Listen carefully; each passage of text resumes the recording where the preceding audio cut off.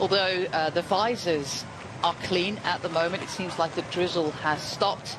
The roads will not dry up for the remainder of this time trial, of course, but they're less wet than they were for some of the contestants. I'd rather be racing now than earlier, I'd have to say, because there are some dry patches in the road, but that doesn't really solve your problem. You need to be able to know and to judge and be confident. And this is the last man of 110 starting this prologue in Zuiderpark here in The Hague. Denny van Poppel, he is the Dutch road race champion, but of course he cannot wear that skin suit in the time trial. That was up to Dan Holer. We've seen him before. And he is a contender for a good result, quite possibly a win.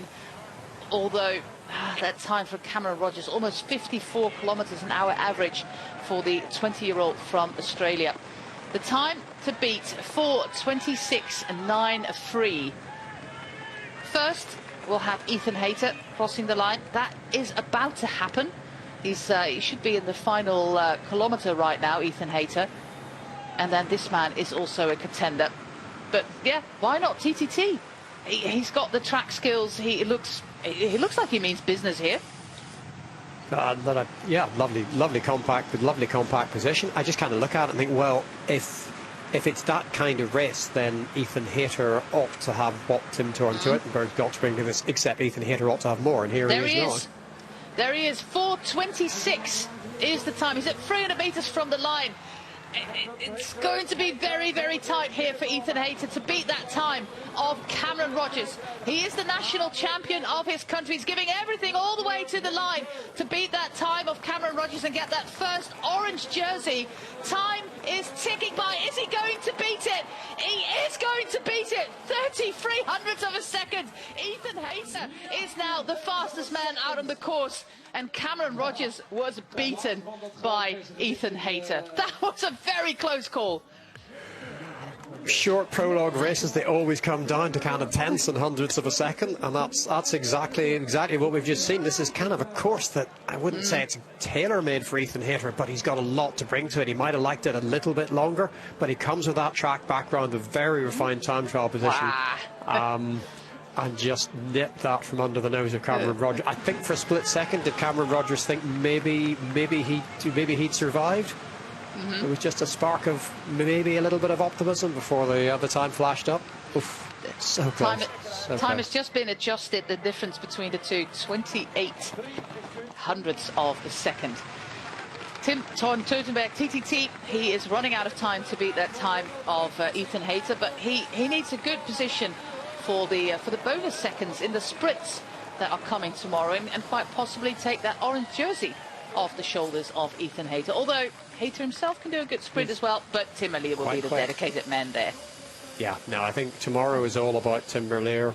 I think, and Fabio Jakobsen, Olav Koy, the kind of the front rack sprinters. There are one or two of them, particularly Olav Koy, who is well within reach of the front of the GC if he gets the bonuses tomorrow. Most definitely. He's only 6 seconds down on Ethan Hayter, and we've got 10, 6 and 4 on the line, and 3, 2 and 1 at the Red Bull kilometers, and the Red Bull kilometer is not that far out from the line. The last one is at 15.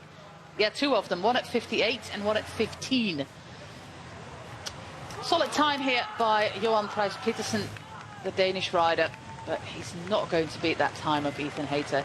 So there's only one rider left, Denny van Poppel. I rather doubt whether he can beat that time of Hayter. I'm coming round to looking at it that way. I thought the way the course was riding, maybe it was going to be a little bit more like that kind of race tonight.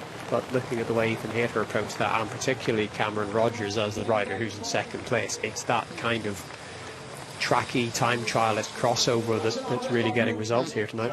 Well, he made it to the hot seat. Wave to the camera, Ethan. Well done, man.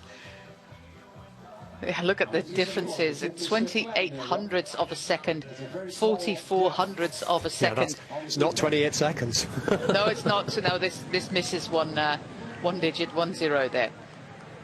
No.